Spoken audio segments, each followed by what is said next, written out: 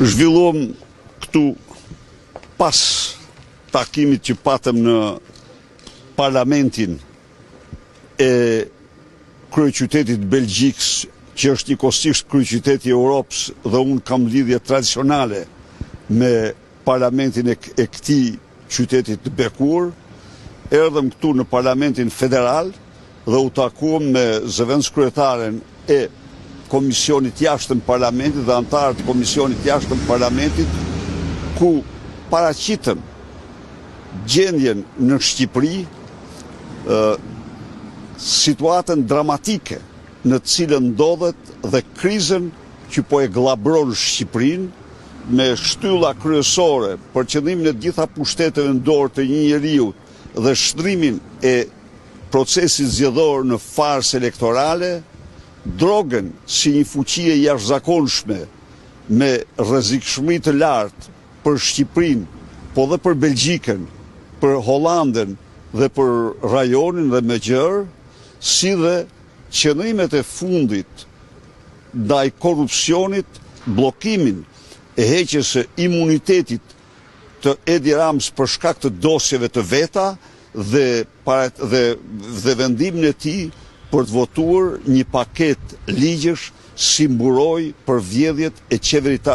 veta dhe vjedhjet e qeveritarëve. Ram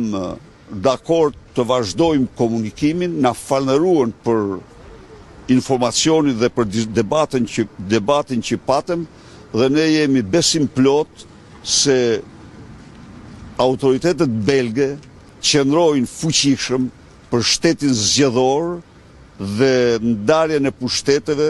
luftën pa kompromis kundër krimit të organizuar. Mos harroni se në sallat e gjyqit të këtij kryeqyteti ka dalë emri Edi Ramës si njeriu që i është bërë dhuratë 600.000 euro ora, dhe është bërë famshëm sipas televizionit belg dhe problemet e tjera. Unë garantova se Partia Demokratike mbetet e vendosur si dhe ka